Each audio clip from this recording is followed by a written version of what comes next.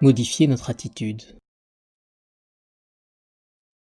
Témoignage, Nick, 40 ans. J'ai beaucoup changé. Avant, j'étais agressif. Je ne laissais rien passer. Quand quelqu'un me bousculait dans la rue, je m'énervais. Si une personne ne me tenait pas la porte quand je rentrais derrière elle, je l'invectivais. Si une autre oubliait de me saluer, je lui faisais franchement remarquer. Bref, je passais beaucoup de temps à pester contre les gens. Je me suis finalement aperçu que cela me gâchait la vie et me demandait trop d'énergie. J'ai appris à prendre de la distance avec tous les petits tracas de la vie quotidienne. Ça n'est jamais acquis, mais j'y travaille. Plus j'avance dans ma démarche de lâcher prise, et plus je me rends compte que les choses sont simples. Je crois que j'y arrive de mieux en mieux. Lorsqu'une personne me dit des paroles blessantes, je ne réagis plus comme avant, du tac au tac. Je prends de la distance, et puis c'est tout. Dans mon travail, j'ai été confronté à une responsable qui n'avait confiance en personne. Elle voulait contrôler tout le monde. Elle vérifiait, par exemple, tous les courriers que j'adressais aux fournisseurs. Elle perdait ainsi un temps précieux qu'elle aurait pu utiliser pour faire son propre travail.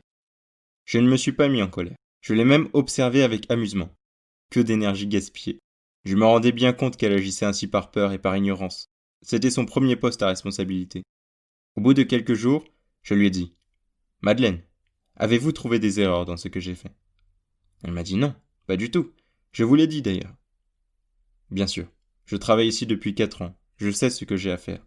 Aussi, croyez-vous qu'il soit nécessaire de vérifier mon travail ?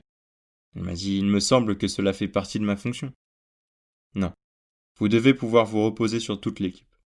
C'est différent. Vous perdez votre temps à nous contrôler. C'est inutile. Nous connaissons notre job. Faites-nous confiance. Essayez. J'ai un peu déstabilisé Madeleine. Je l'ai vue repartir dans son bureau, visiblement contrariée. Elle a dû réfléchir car elle nous a laissé travailler depuis cette conversation. Si je l'avais laissé faire, je crois que les relations seraient vite devenues insupportables. J'aurais été incapable d'agir ainsi il y a quelques années.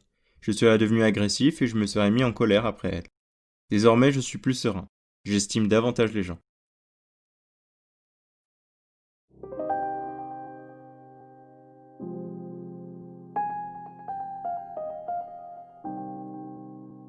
Utilisons l'humour. La pratique de la dérision et de l'humour est très utile en cas de situation difficile.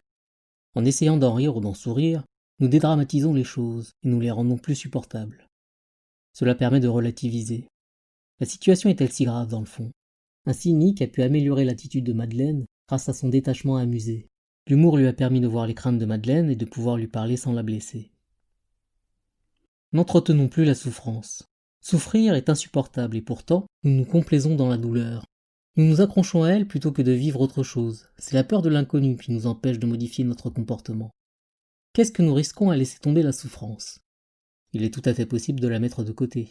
Si nous ne la souhaitons pas, prenons la décision de ne pas y céder. Dépistons l'arrivée des émotions. Nous n'avons pas reçu le carton d'invitation pour le mariage d'un ami, alors qu'il nous en parle depuis 6 mois. Un flot d'émotions s'empare de nous, de la surprise, mêlée à de la colère et à de la tristesse. Si nous sommes attentifs, nous nous rendons compte que nos émotions sont le reflet de ce que nous éprouvons et pensons.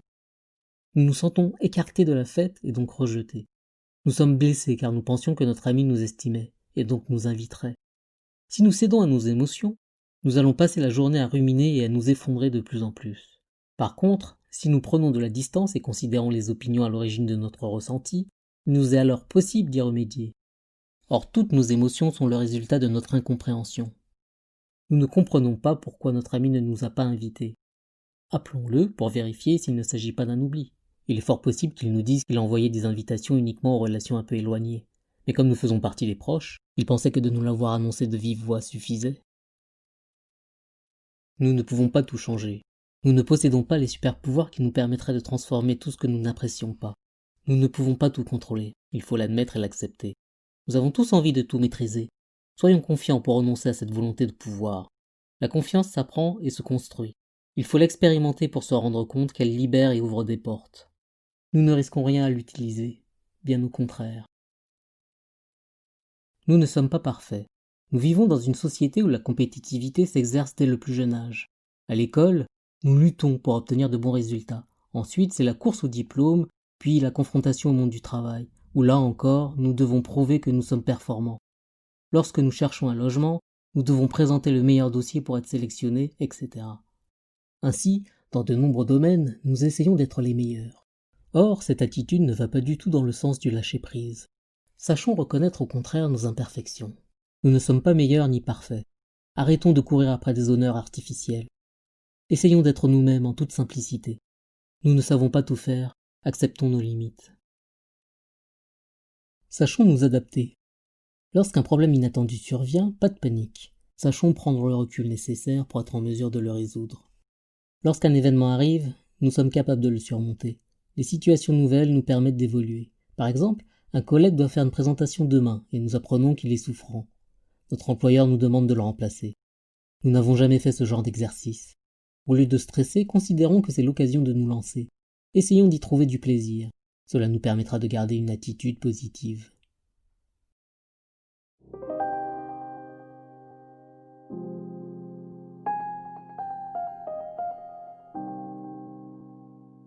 Que devons-nous retenir ? Tout d'abord, soyons responsables. En surveillant nos émotions et nos pensées, en prenant du recul sur les événements et en ne jugeant pas précipitamment les autres, nous adoptons une attitude pleine de sagesse. Cette bienveillance témoigne d'une responsabilité. Nous prenons ainsi notre vie en main. Nous ne sommes plus ballottés par les situations, mais au contraire, nous intervenons en toute lucidité. En apprenant le lâcher-prise, nous devenons de plus en plus autonomes. Écoutons notre vérité. Lorsque par exemple nous avons l'impression de traverser une situation désespérée, il est toujours possible d'y remédier. La solution ? Arrêtons-nous. Respirons. Écoutons le soi. C'est au calme, dans le silence intérieur, que la lumière se fait. Nous avons tous au fond de nous une petite voix qui nous souffle ce qu'il faut faire. Et enfin, transformons notre façon de penser. Ne restons pas attachés à nos préoccupations quotidiennes. Élargissons notre horizon. Empruntons les chemins où nous ne sommes jamais allés. Faisons-nous confiance et osons vivre la vie qui nous correspond.